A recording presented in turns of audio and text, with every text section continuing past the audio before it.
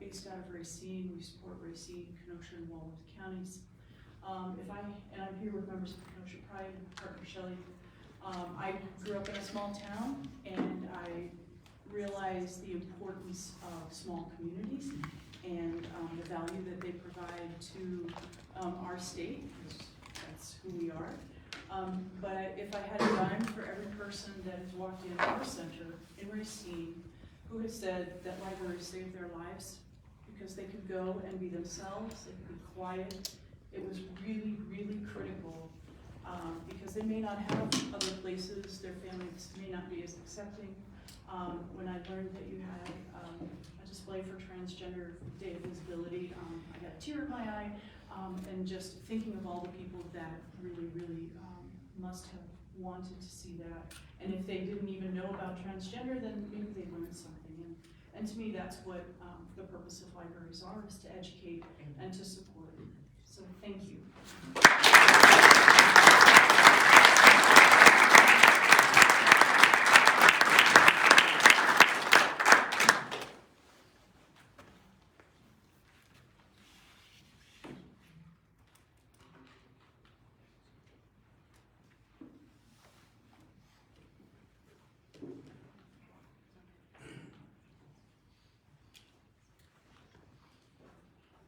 Good evening, my name is Kim Lewis. I live in Twin Lakes. We have been using the library system in Twin Lakes and this library for 35 years. Our kids are all born and raised here. They all spent a lot of time at the libraries and had a really, really good experience. As the previous speakers have said, you know, it's not a diverse community for the most part. They get exposed to different things. This is a place they can do it. I find that, as Matt said, as libraries in different areas and communities are being attacked from outside, that first we ban the books, first we hide them, and then we ban them, and then we set them on fire in the parking lot. And I don't want to start down this road where we're gonna, I mean, some of us studied history going back in the 30s. And we know how things came about when Hitler came to power. And there are certain steps that are taken along that route. And banning the books, and hiding the books, and burning the books are one of those big steps. And I don't want to see this community, or Twin Lakes, or anywhere go down that path. Certainly we're not going to go quietly into the night, if that's going to happen. Thank you all for what you do. I think the vast majority of the people in this room and the community appreciate what you do, and we're behind you.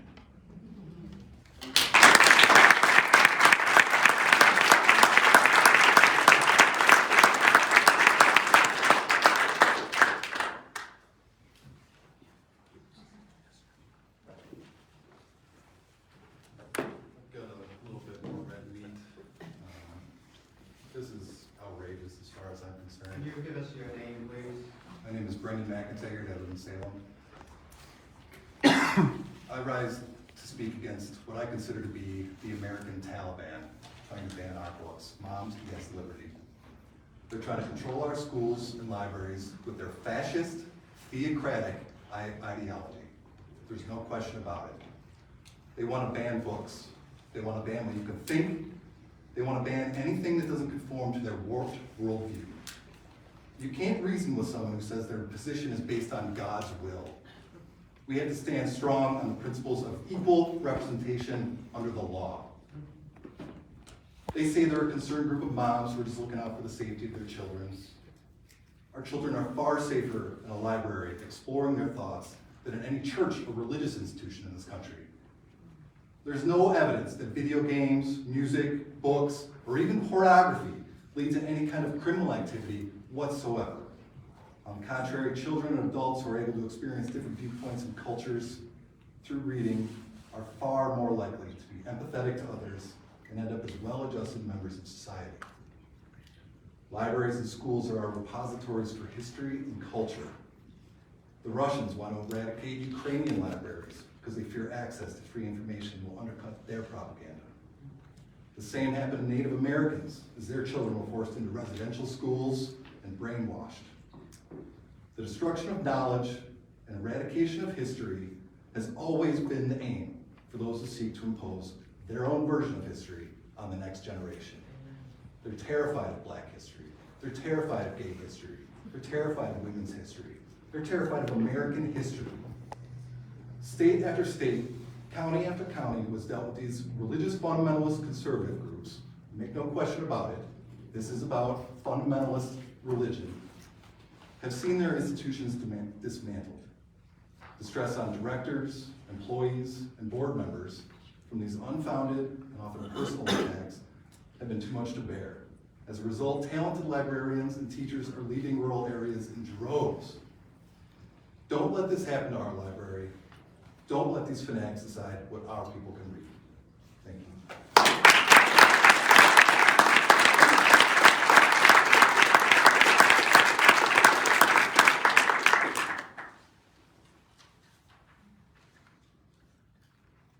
Good evening. And thank you for the opportunity to address this board. My name is Steve Mudrock. I live at 11120 237th Place here in Trevor, Wisconsin. I prepared notes here for myself, so if I'm redundant, I apologize ahead of time. Libraries are a community resource, established to provide a community a place to expand their knowledge, not just to reinforce the information that we already have. Libraries exist to share the truth, provide opportunities to learn new information, and even if it is contrary to what we currently believe. Libraries expand the mind. As an Air Force veteran serving on active duty for over 20 years, sometimes half a world away, I learned a lot about military history.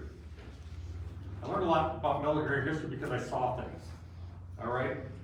The community of Salem has a great community library with an extensive history section. If not, you can also go out on the web and find out information on the history. World War II is a great example.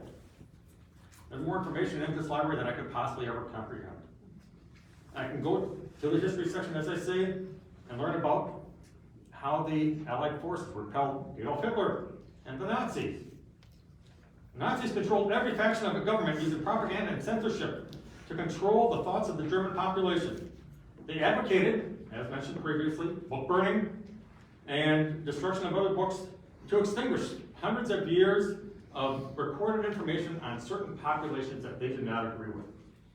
Censorship destroys civilizations by limiting the ability to share knowledge. History tells us censorship is a tool of the autocratic society with an intent of eliminating alternative thoughts. Libraries must operate in an open environment free of censorship. I encouraged my children to use the Salem Library when they were growing up. My wife and I had wonderful discussions with them on a regular basis regarding the books that they borrowed from the library. The library provided them a learning tool, and they are both now successful adults. My son, a U.S. veteran, took an Air Force scholarship built upon some of the knowledge that he obtained here, and is now a practicing medical doctor. My daughter, happily married with 2 children, is a marketing director.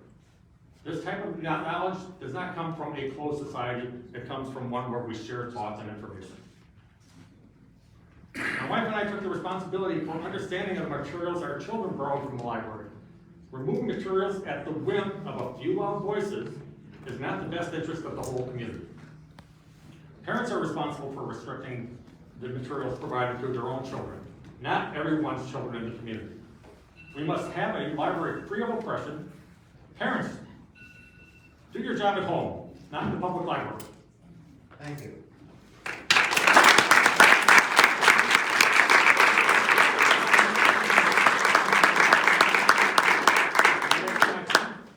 That was your time, yes. All right, thank you. Thank you. Hi, my name is Rachel Gracie, and I live in Salem at 23502 112th Street. I'm a freshman at Kenosha Central High School, and I've been coming to this library almost my whole life. I always really enjoy coming here because it allows me to experience new things and learn about other people who have different experiences than I do. Some of my favorite books that I've checked out from this library are books about Black, Hispanic, and queer people. And I've read a lot of books throughout all genres and such, and I've read some things that aren't considered appropriate, especially for kids who are my age or even younger. I just want to say that I've never been influenced in any way by material that people say is inappropriate for kids my age. And I've never met anyone who has. And this library, even though we're not in a very diverse community, I feel like this library is a diverse place, and I really love that, and I don't want that to change. Thank you.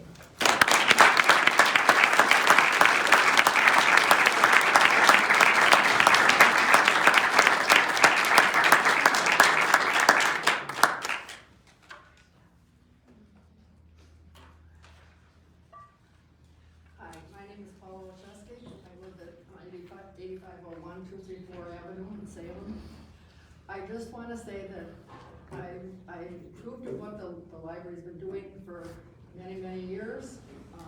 Whether I bought the books or whether I got them here, is not the issue. But when I read that there was a book that was creating such a chaos in our county, I decided, what's with this book? And the book is called Homegoing. So I went and I bought the book Homegoing to find out what the problem with it was. I would have never known about this book had it not been for this chaos that had been created by it.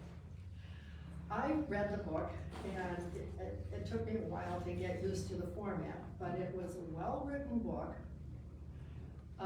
Yes, there was a rape scene in it, but it was in context. It was not something that was supposed to be in this book for sales, to promote sales. It was a factual thing that went on. It's a book about Black history and in the days of the slave trade. It did not mince words with Black people were portrayed as villains. Some of the tribes were. White people were portrayed as villains, some of them were.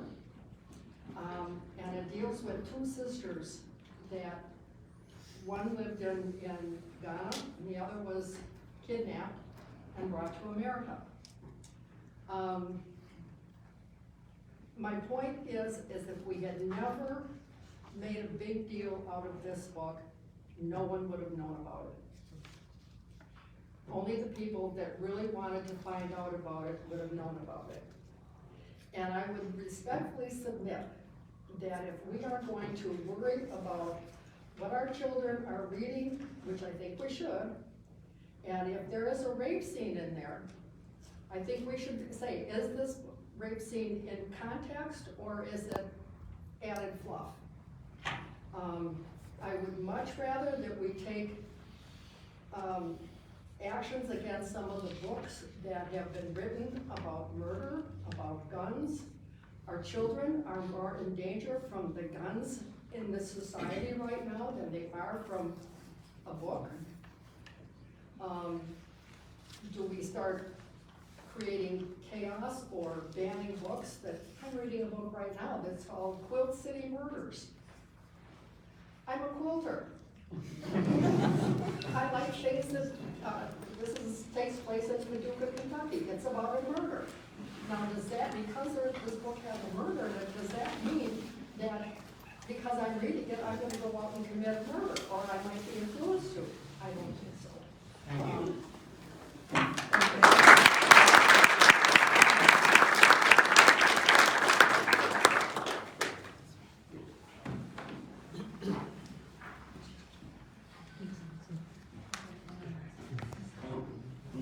Hi, Alex Atia, Paddock Lake.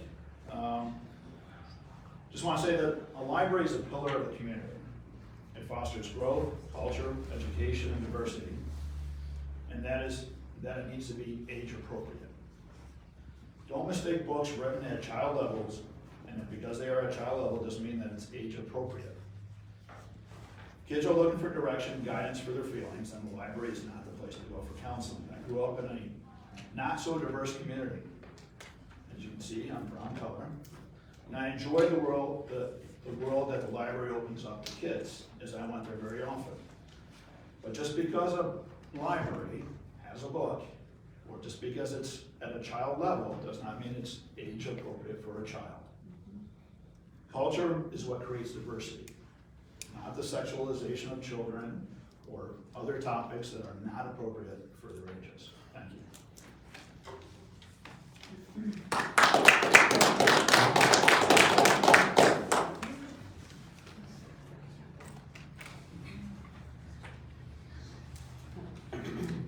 My name is Mary Schneider. I live on 7727 Fox River Road in Wheatland. I had a lot of the stuff I have, people have already brought up. So one thing I wanted to bring up a little more detail is regarding the Moms for Liberty. Just so you all know, it's a 501 organization that lends itself to dark money and political shenanigans, which is exactly what is happening here today. They are part of the Council for National Policy. It's an umbrella organization and a networking group for conservative and Republican activists. They are also sponsored by the Leadership Institute and the Heritage Foundation, which are critical members of the Council for National Policy. It's a secretive network of right-wing billionaires and Christian fundamental leaders and underwriters, and coordinates extreme right-wing politics. Our rights and freedoms are under attack right now by these dark money groups.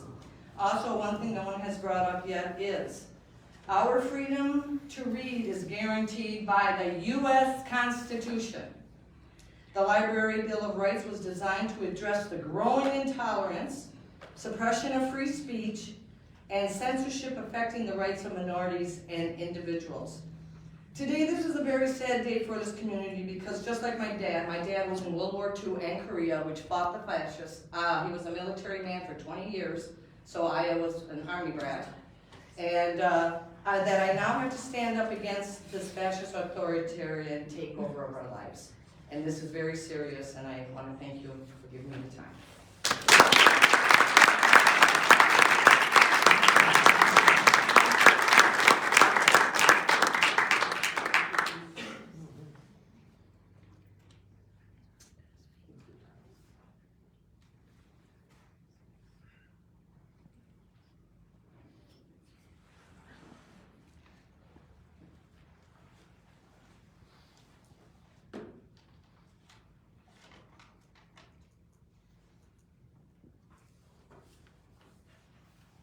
My name is Travis Verholland. My mom spoke earlier. I would live at 8901 257th Court, less than a mile away from here. I don't have a lot to say. Most of what I said has been said.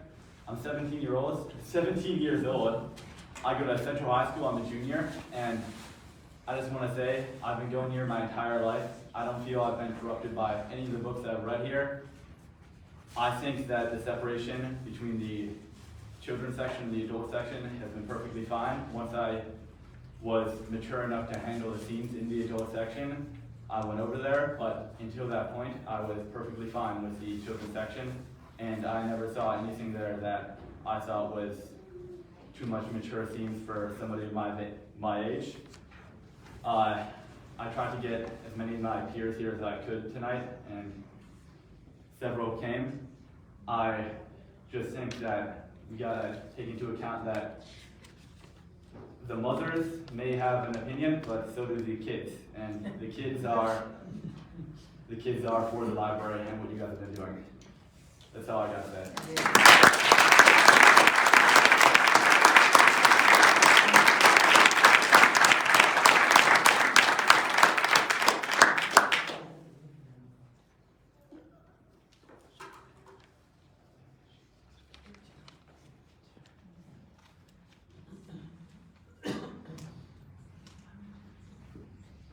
Anyone else?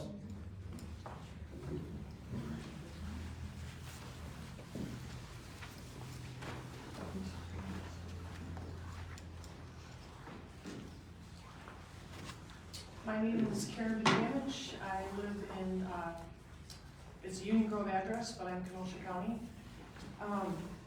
I'm sorry that the library board got inundated with a call for action of a slam on Moms for Liberty.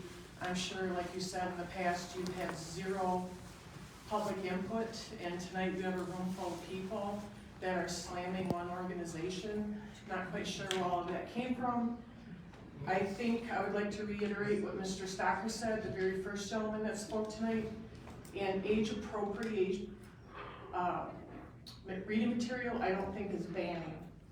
I think having age-appropriate reading material, like that father said right there, for your child, it's up to the parents to decide if their child's adult or not.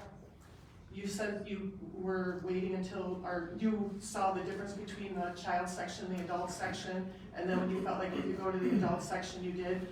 And you said you're a junior, are you 18? I'm assuming not. To me, 18 and older is an adult.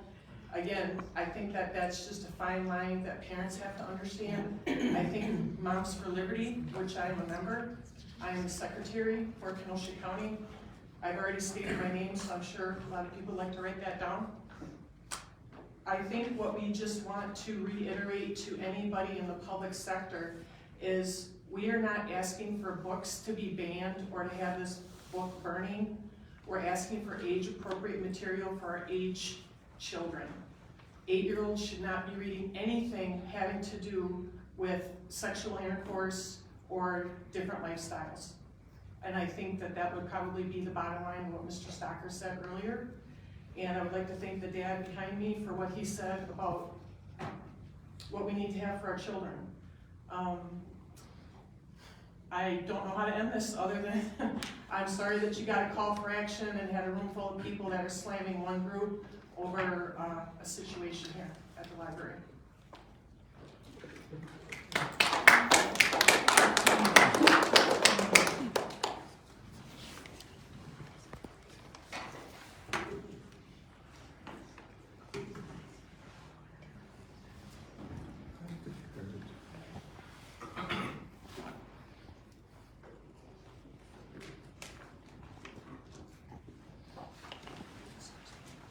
Hi there, my name is Karen Crollo and I work across the street in the elementary school. I actually happen to be the librarian for the pre-kindergarten through 4th grade students at our school, which I see 650 kids every week in my library. We've had some of these similar questions brought to our attention in our school library. Our school has a very concise policy to deal with questions on particular books.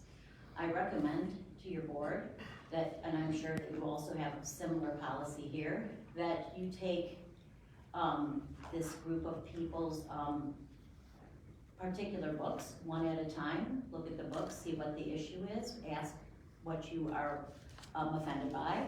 And then I would like to say that at our school, a very important thing is that we let each parent decide what each child reads. We do not let any group of parents or any community group say to us, those books don't belong in your library. Amen. The best thing for a child is to discuss what they read with their children, discuss the ideas they get from their books with their families, and grow together in that way. And so I support you, I support the people of this community to have the freedom to read what they need to read. Thank you.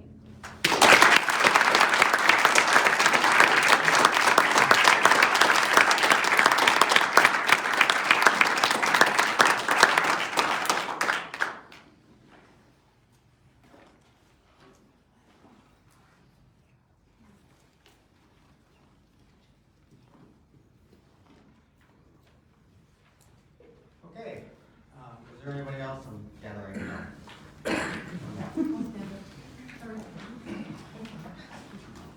My name is Carol McIntyre, and I live at 6675 235th Avenue in Paddock Lake. Apologies, I fell down and scraped my face. I want to thank the board for their service. I served on the board when we built this library. And I'm proud that your meeting rooms are filled and discussions are filled, and everybody's here tonight to join in any discussion on any side. I encourage the library to maintain their relationship with the American Library Association. It is the largest and the oldest library association in the world. promoting literacy and lifelong learning, intellectual freedom, and supports organizational excellence by supporting their staff. I also support the National Endowment for Arts, the largest funder of arts, and advancing art participation. The NEA Board Big Read particularly showcases books with diverse range of interests, themes, perspective, and enriches our understanding of ourselves and each other by encouraging meaningful conversations, sometimes about difficult books, over the simple shared experience of reading a book, like we did in English class in grade school, in high school, and college. Modest fees and grants that these two programs either cost or enrich our communities and our individuals in our communities. The library displays highlighting events, again, broaden our community's understanding of each other and help build our diversity. I thank you very much for your time on the board. Serving on the board when it was built, believe it or not, was difficult and was successful, obviously. And I'm proud of it, and today I'm actually almost to tears proud of it because of the beautiful statements brought by everybody tonight. I hope parents do choose to review with their children the books that they read, but leave those options to all the other parents as well. Thank you so much for your time.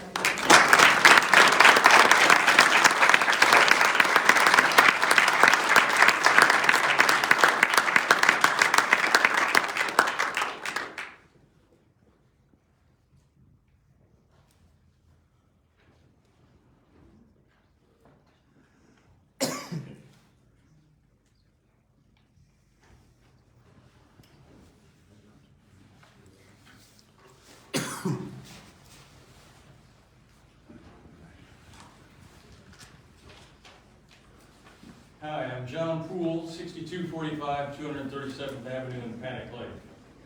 As a member of the Paddock Lake Village Board and the County Board, I can tell you we have concerns about the costs and benefits of the library. And one item in your audit caught my attention. On page 29, the general fund balance is 40% of your budget.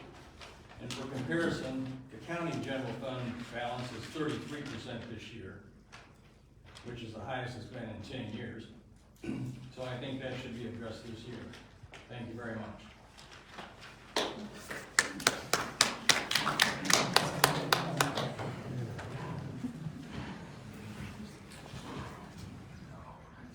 Okay. One more. I'm Gene Stocker, and I come from 10208 29th Avenue, Pleasant Prairie. I have been very impressed by this building. This building is just beautiful, gorgeous. And I have watched boards work. At times I've been on boards, and I am amazed at the ability of them not to react, just to sit there and take whatever dumb things some people may say. But there's one thing I think we are forgetting, and that's that we are all individually going to stand before God one day. And one day He's going to ask every one of you, what did you do with my son? And if you say, I didn't know about it, whatever, it's not going to matter. There's only two places to go, heaven or hell. And God is in charge of that. After Noah came back, after God wiped out, 3 million people? It didn't take very long for people to fall back into the same easy rut that they had fallen into. The path of least resistance. And yes, we all have an old nature that we have to fight with every day. At least I do. And everybody I've talked to fights with it every day. Now that old nature is going to take us over if we keep on feeding it. The garbage I have seen in some of these libraries and on some of these videos, it's covered with profanity, it's covered with nudity. That's not good for anybody. There's no such thing as adult material and child material. If it's bad, and we need to ban it. This has nothing to do with Hitler or anybody else. Losing your liberties? Are you kidding me? I mean, look what's happening right now. Women think they become men, and men think they can become women. I mean, look at abortion. Look at that situation. Barbarians. Barbarians. Barbarians, I'm telling you. Excuse me. Let the gentleman talk, please. He was gracious enough to listen to everyone else. Let him speak. So what I'm saying is, we need to really look at what we're thinking, what we're doing, how we're reacting, what's going on in this world. I mean, the whole United States is being taken over by communism. We have a man in our White House who is just unaware of what's happening, or else he's so sharp that he's willing to give China a chance to take us over. What is that? Where's the library fighting for that? This is our personal liberties that we're talking about. Oh, darn. Thank you. Turn in your hymn books to 301. Can we stay on topic? Can we please stay on topic? It's the libraries and it's the banning of books. It has to do with books. It does not have to do with. Okay, can we listen to the next one, please? Okay. Hello, I am Kathina Lopez. I'm 15. I attend Kenosha Central High School. I think that we should keep our personal beliefs separated, as in, like, how do I put this? Sorry, I'm a little nervous, but I am a Christian, but I am also a supporter of the LGBTQ+ community. I support Black people, I support women, I support the Latin, Hispanic community, I support whatever people believe in, because that is their personal. You should not control other people's kids. You should, if anything, let them be able to explore the world, because as a young woman, in the book that we are specifically kind of talking about today is a book of rape.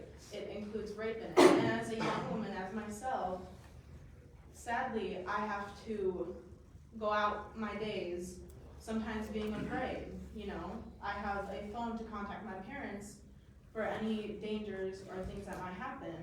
That is like my personal experience, and I shouldn't have to be disclosed to other women's experiences. I should be able to see that, learn from it, and it will help me be more prepared. If anything like that were to happen to me, you shouldn't disclose women's experiences that they are sharing with the world and with young people like me. Instead, you should focus on the rapists, the people that are doing the damage, and the people that are causing the problems, instead of shutting down women for sharing their experiences. Thank you, that's basically it.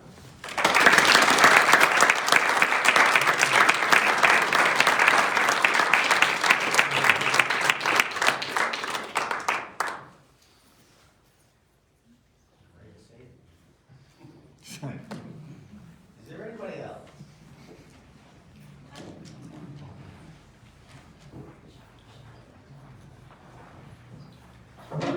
Chris Kruzecki, 25124 3rd Street.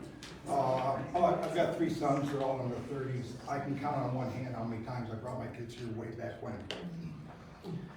I did not come here tonight for this. I came here because there's something under about a roof. I literally walked in there and said, oh my God, I didn't know what was going on.